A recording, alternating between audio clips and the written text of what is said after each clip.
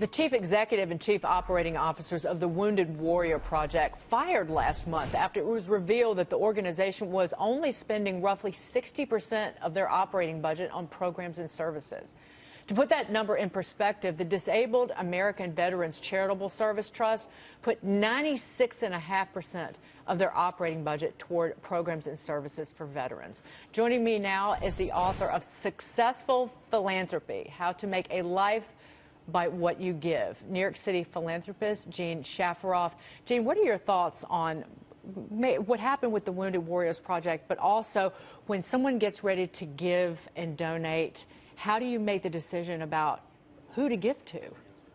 Well, there are three things that I generally tell people to follow. And the first thing is take a look at their P&L statement, and generally a charity should not spend any more than 20% of total revenue on overhead. So it's the 20-80 ratio.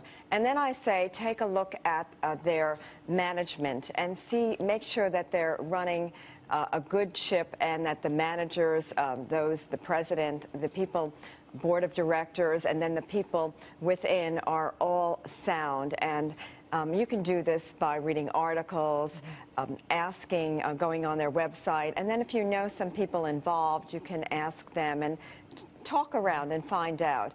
And then finally, you have to follow your passions.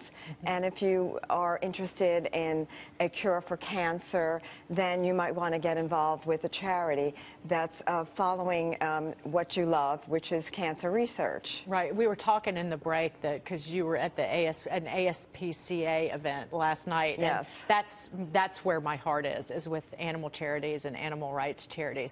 But and I want to bring you guys in here, but are there some charities that have a hard time raising money that are in great need here? That I think that because some charities have a much easier time raising money, maybe animal charities, veterans, cancer. But what about other ones people should be looking at potentially?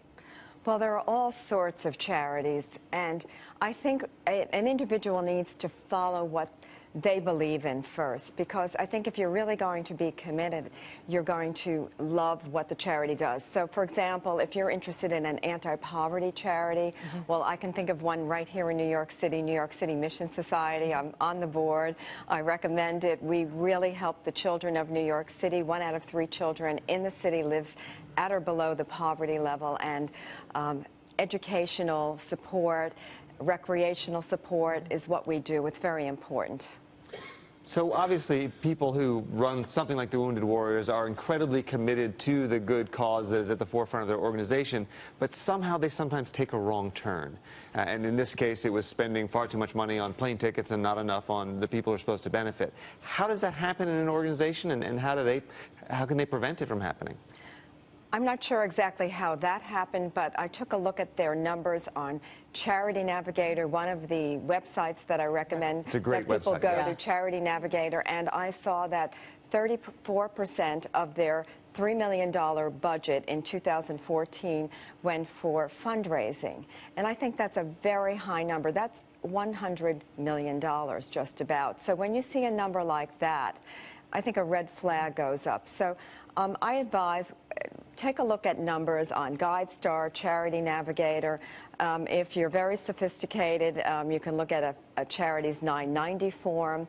Right. And then even the Better Business Bureau, they also analyze charities. Jean, one last thing. Speaking of fundraising, what do you make of this presidential election cycle in terms of fundraising? Because you have Donald Trump, who has been self-funding so far.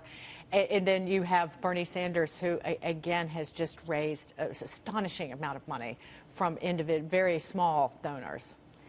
Well, this time it's complicated and confusing. I don't see a front runner right now, and I think people in some ways There's you with Jeb Bush. There you go. And I just think that people are holding back a little bit because they're uncertain right now. And I think as time goes on, I think we'll have a better picture. So the money's there. The money is, well, people are giving. And but I think right now it's a little slower, I think. Jean, it was great to see you. The book is Successful philanthropy. I have to say that very slowly. This time of day, the mouth doesn't quite move like that, but it was great to see you, Jean Shafiroff. Thank you so much. Thank you so much for having me on. Thank you.